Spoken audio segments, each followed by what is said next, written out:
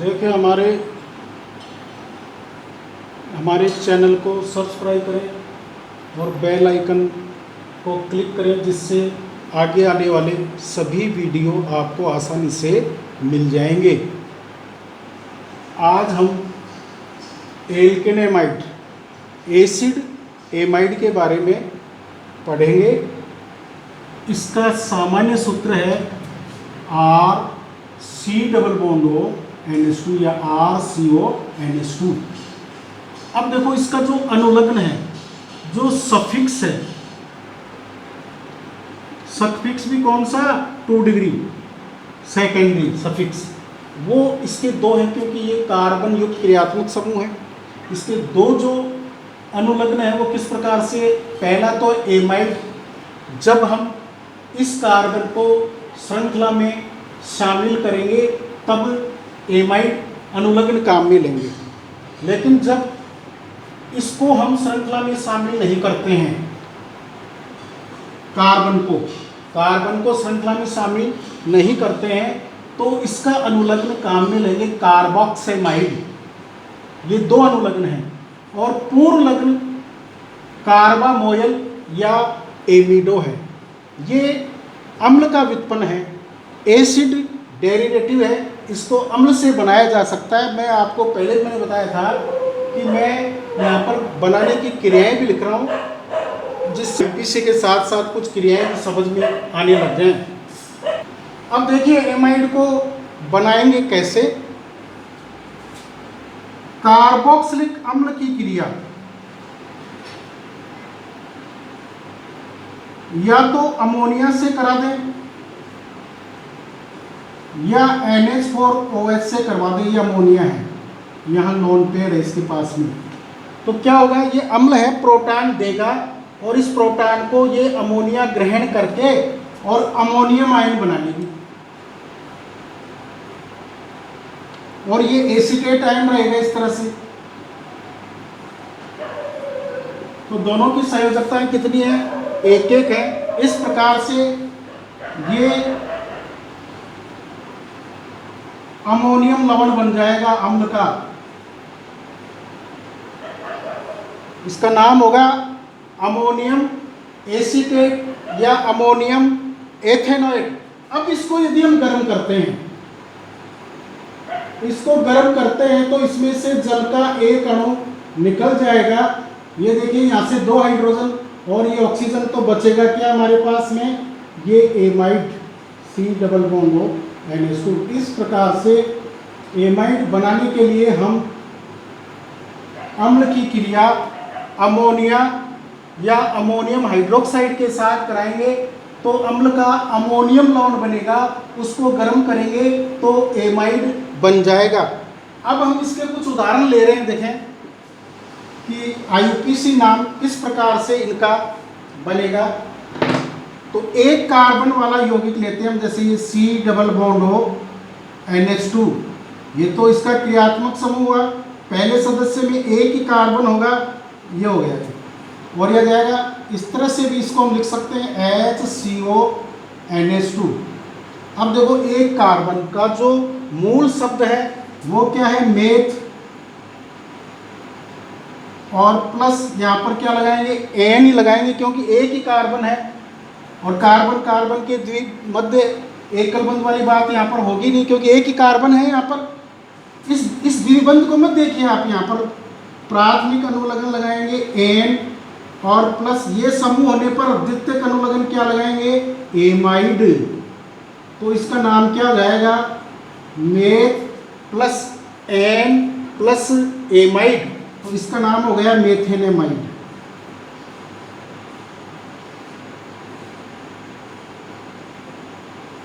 मेथेनेमाइड या मीथेनेमाइड।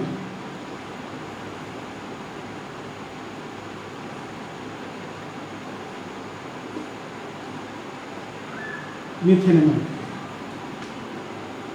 ये हो गया। अब इसके सामान्य नाम की बात आती है।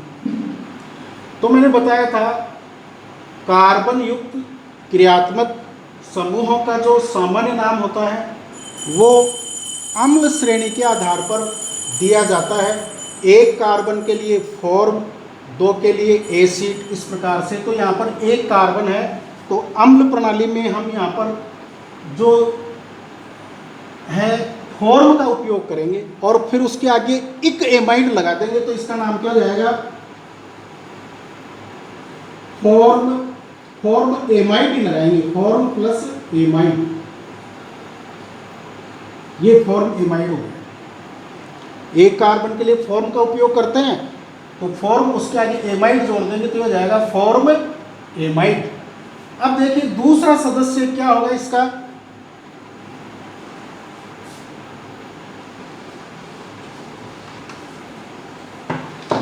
दूसरा सदस्य C डबल बॉन्ड O, दूसरे सदस्य में 2 कार्बन होंगे और दूसरा कार्बन इधर जोड़ दिया ये। अब इसकी संयोजकता पूरी कर देंगे, ये आ गया इसका दूसरा सदस्य एमाइड श्रेणी का। इसका नाम आप बहुत आसानी से बना सकते हो। मूल शब्द 2 कार्बन के लिए एक, कार्बन कार्बन के मध्य एकल बंध प्राथमिक अनुलग्न एन, और ये समूह होने पर द्वितीयक अनुलग्न हो गया एमाइड। तो इसका नाम क्या हो जाएगा, 1 प्लस एन एथेनेमाइड। इसको अलग अलग करके भी लिख सकते हैं, एथेन एमाइड।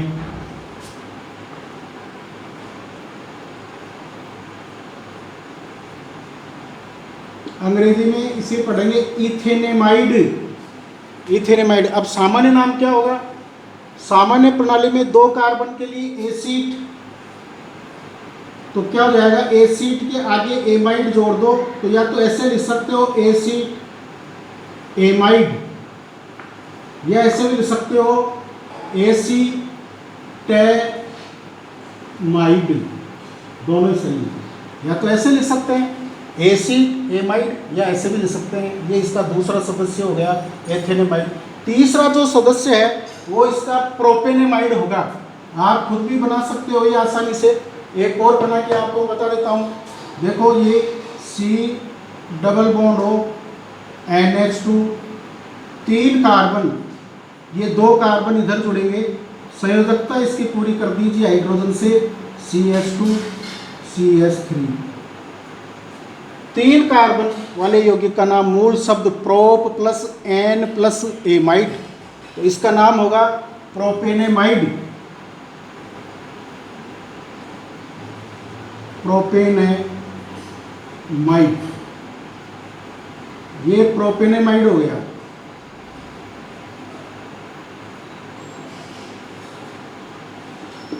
अब सामान्य नाम की बात आती है, तो सामान्य प्रणाली में 3 कार्बन के लिए मैंने बताया था प्रोपियोन, और उसके आगे एमाइड जोड़ दो तो इसका नाम हो जाएगा प्रोपियोनेमाइड, प्रोपियोनेमाइड।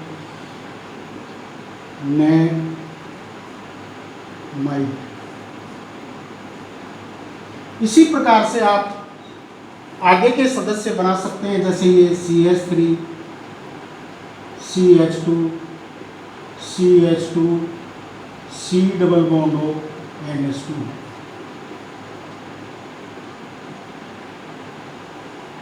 देखो ये कार्बन वाला समूह है, ये हमेशा श्रृंखला के सिरे पर आएगा, चैन टर्मिनेटिंग ग्रुप है, श्रृंखला के सिरे पर आएगा। इसलिए देखो यहाँ पर मैं नंबर नहीं डाल रहा हूँ, 1 नंबर पर ही आएगा हमेशा ही। तो इसका नाम हो जाएगा ब्यूटेनेमाइड। अब सामान्य नाम क्या हो जाएगा, 4 कार्बन के लिए ब्यूटिर, तो ब्यूटिर के आगे एमाइड जोड़ो तो ये रहेगा ब्यूटीरेमाइड, ब्यूटीरेमाइड।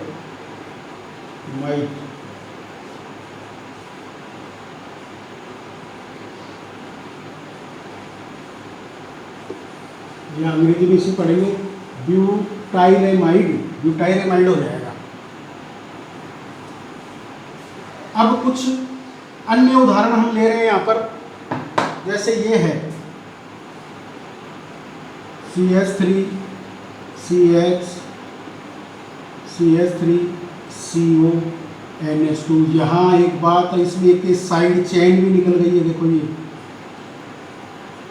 ये समूह बॉक्स के बाहर है, ये प्रतिस्थापी है, इसका द्वितीयक पूर्व लगन होगा मेथिल एथिल क्लोरोब्रोमो इनका, तो ये 1 नंबर दिया। ये 2 नंबर डाल दिया, इसको कम से कम नंबर देना है हमारे को। तो यहाँ पर देखो ये क्या हो जाएगा,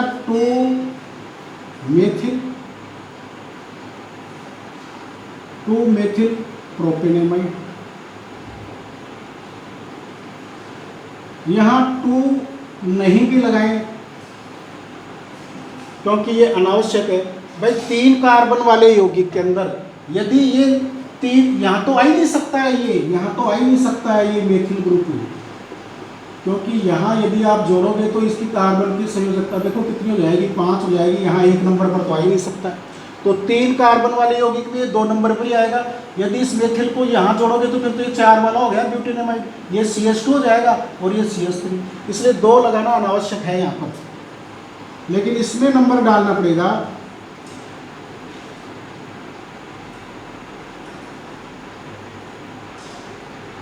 इसमें डालना पड़ेगा। अब इसका नाम आप खुद बना सकते हैं, 2 मेथिल ब्यूटेनामाइड। ये 2 मेथिल या 2 मिथाइल ब्यूटेनामाइड हो जाएगा। ये 2 नंबर डालना जरूरी है क्योंकि ये मेथिल ग्रुप है, 3 नंबर पर भी आ सकता था। अब देखिए हम डाईएमाइड का एक एग्जाम्पल लेते हैं। ये डाईएमाइड है, C double bond O NH2,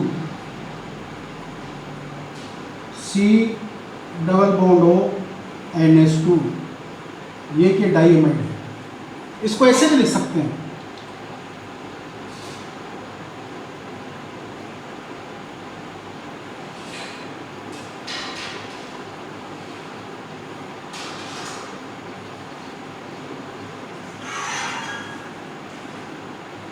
देखो ये इसका IPC नाम क्या होगा।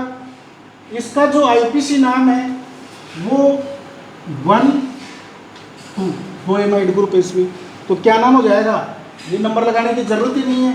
H plus N plus amide की जगह डाई एमाइड लिख दो, एथेन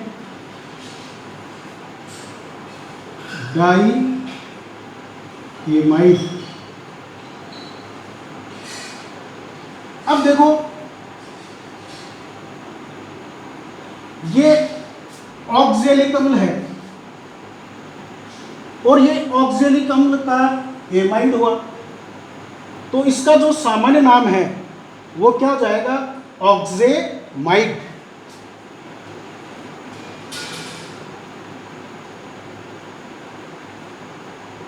इसका सामान्य नाम हो जाएगा ऑक्जेमाइड। अब देखिए मैंने कार्बन युक्त 6 समूह आपको बताए थे। हाइड्रोकार्बन व्युत्पन्नों का सामान्य नामकरण उस लेक्चर में मैंने बताया था, वो आपको देखना चाहिए कि जब कार्बन युक्त इस प्रकार के समूह जैसे ये है, इसमें ये इन समूह की स्थिति इस प्रकार से हो,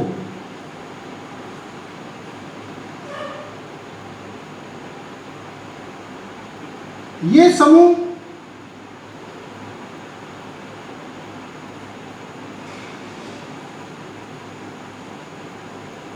दो से ज्यादा आ जाए,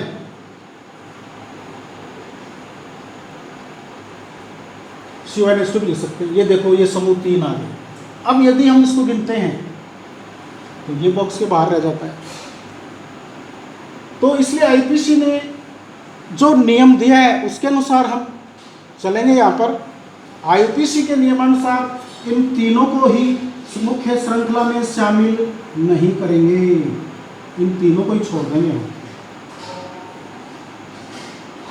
इन तीनों को श्रृंखला में शामिल नहीं करेंगे और तो इनको शामिल नहीं कर रहे हैं तो इस कार्बन को हम गिन नहीं रहे हैं, और कार्बन को जब हम नहीं गिनते हैं तो अनुलग्न क्या होता है, कार्बोक्सेमाइड। तो यहाँ पर कार्बोक्सेमाइड अनुलग्न काम में लेंगे तो 3 कार्बन से प्रोप प्लस N प्रोपेन, और यहाँ पर क्या जाएगा 1 2 3 प्रोपेन 1 2 3 कार्बोक्सेमाइड हो जाएगा इसका नाम।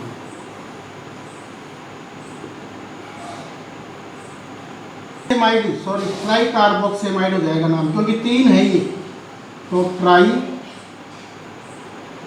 कार्बोक्सेमाइड हो जाएगा इसका नाम।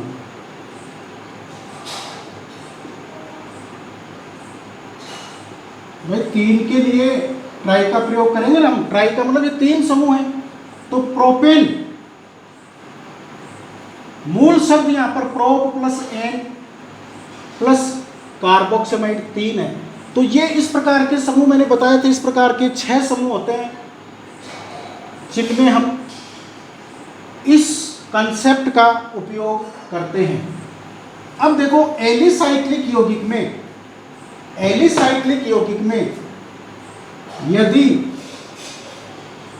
ये समूह डायरेक्ट जुड़ा हुआ हो वलय के कार्बन से, तो भी हम इसको श्रृंखला में शामिल नहीं करेंगे। और अनुलग्न जो है हम यहाँ पर कार्बोक्सेमाइड काम में लेंगे। तो ये साइक्लोहेक्सेन है, तो इसका नाम क्या हो जाएगा, साइक्लोहेक्सेन,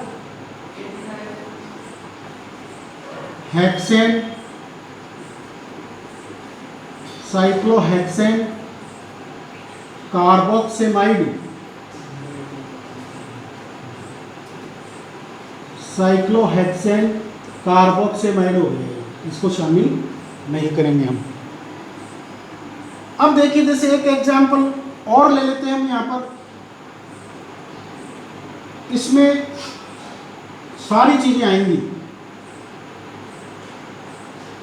प्राथमिक अनुलग्न, द्वितीयक,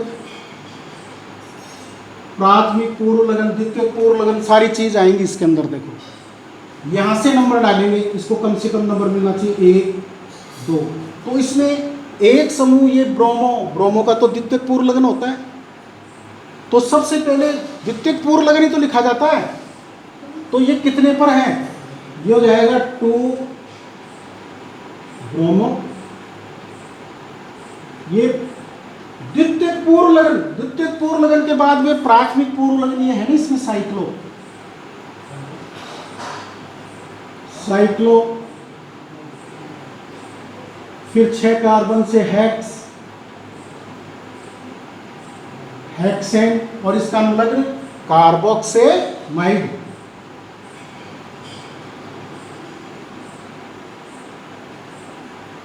ये कार्बोक्सेमाइड हो गया, ये इस तरह से। लेकिन यदि ये डायरेक्ट नहीं जुड़ा हुआ है, जैसे ये पोजीशन है हमारे पास में, ये पोजीशन है, ये डायरेक्ट नहीं जुड़ा हुआ है, CONH2 वाला कार्बन, ये पोजीशन है हमारे पास में CH2 CONH2, तो अनुलग्न यही काम में लेंगे हम एमाइड। और जब ये काम में लेंगे, इसको श्रृंखला में शामिल करेंगे 1 2। अब ये प्रतिस्थापी हो गया है, जिसका द्वितीयक पूर्व लगन हो गया, तो साइक्लोहेक्सेन का एक हाइड्रोजन हटा दिया, तो ये बन गया साइक्लोहेक्सिल। और यहाँ पर ये 2 नंबर पर है, 2 नंबर लगाना यहाँ पर अनावश्यक है, क्योंकि 1 नंबर पर तो ये ग्रुप ये आ ही नहीं सकता, कार्बन की संयोजकता 5 हो जाएगी, इसलिए 2 लगाना यहाँ पर अनावश्यक है, गलत नहीं है। 2 साइक्लोहेक्सिल बोलेंगे हम इसको, साइक्लोहेक्सिल। और 2 कार्बन है यहाँ पर मुख्य श्रृंखला में, तो H plus N plus amide, एथेनोमाइड।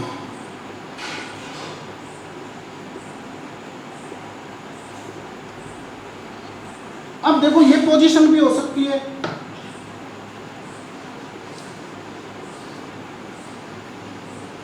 यहां 2 नंबर लगाना अनावश्यक है, लेकिन ये पोजीशन है तो फिर नंबर डालना जरूरी होगा। ये है जैसे CH2 CH2 CONH2, अब नंबर डालना जरूरी हो गया 1 2 3, क्योंकि ये जो साइक्लोहेक्सिल ये 3 नंबर पर भी आ सकता है और 2 पर भी आ सकता है। तो कौन सा साइक्लोहेक्सिल है यहाँ पर हमारे को बताना पड़ेगा। 3 साइक्लोहेक्सिल प्रोपेनेमाइड हो जाएगा, प्रोपेनेमाइड। अब देखिए यहाँ पर देखो मैंने नंबर जो है वो कितना लिखा है, यहाँ पर नंबर लिखा है 6, मतलब ये प्रायोरिटी में, वरीयता में ये 6ठे नंबर पर है। इससे पहले के जो समूह मैंने पढ़ाए हैं वो इससे ऊंची वरीयता के समूह है, प्रायोरिटी में उनका स्थान ऊंचा है। तो देखें एक एग्जाम्पल ऐसा लेते हैं हम कि ये समूह भी आ जाए, ये समूह आ गए जैसे, और इससे हाई वरीयता वाला वरिष्ठ समूह कोई आ जाए, जैसे ये पोजीशन बन जाए हमारे पास में,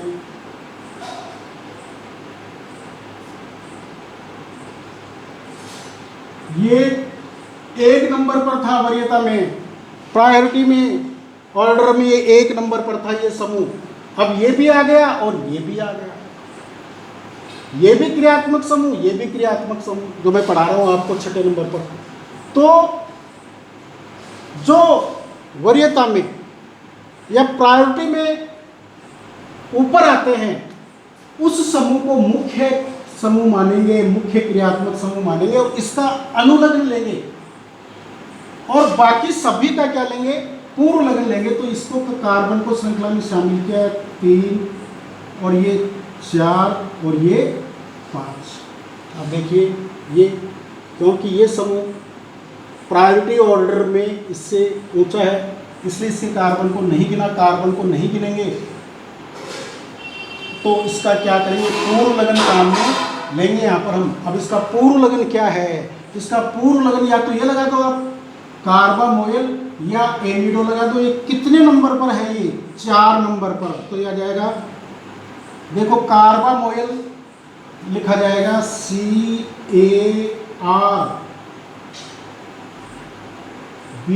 कार्बामोयल। यहाँ पर C के बाद में क्या है, A, और क्लोरो CHLORO।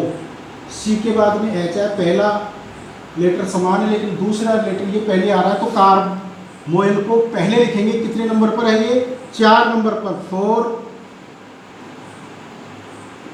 कार्बामोयल। फिर ये कितने नंबर पर है, 3 क्लोरो, और फिर ये कितने कार्बन इसमें, 5 से क्या बन जाएगा, पेंटेनोइक अम्ल।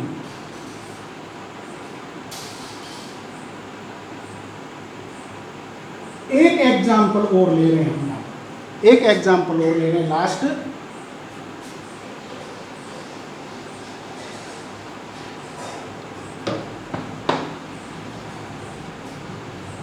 ये देखिए CH2 CH CO, यहाँ पर ये ले लेते हैं CH2 CO NH2।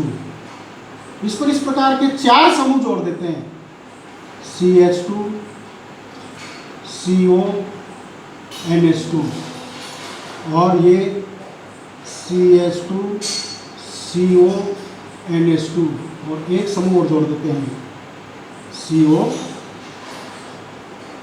NH2। ये देखो आप लोग,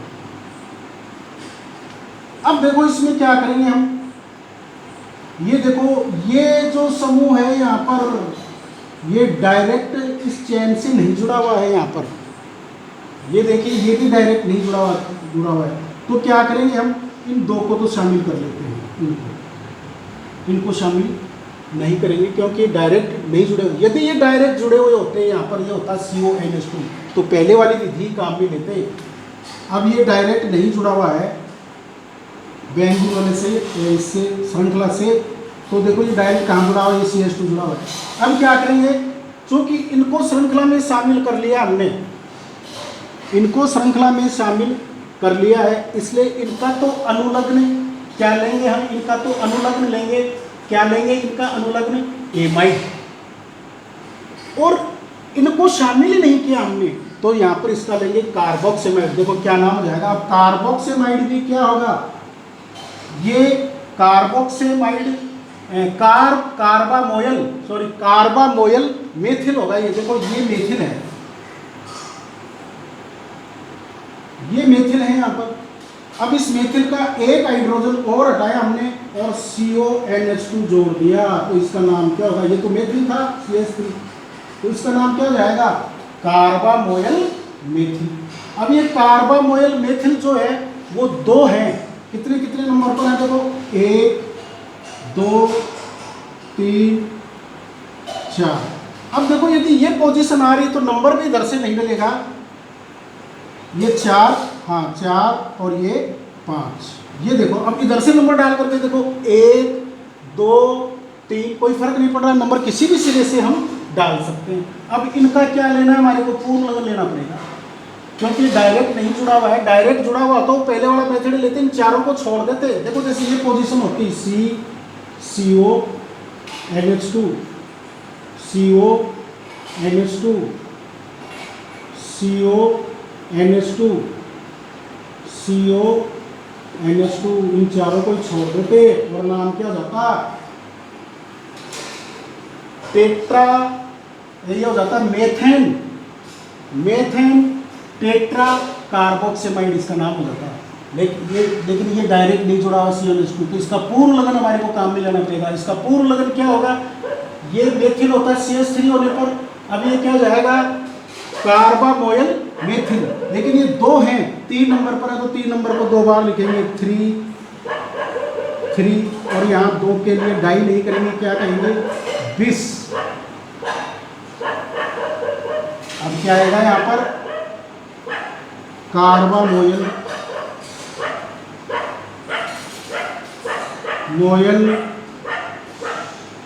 मेथिल, ये समूह है। इसके बाद में देखो, इसके बाद में अब मुख्य श्रृंखला में आ जाएंगे, और मुख्य श्रृंखला में इसका जो कार्बन है यहाँ पर टोटल जो कार्बन है वो कितने हैं? 5। तो 5 से क्या बन जाएगा? पेंटेन 1,5, या 1,5 नहीं भी लगाए तो भी ठीक है, 1,5 डाई एमाइड, ये इसका नाम है, 1,5 डाई एमाइड।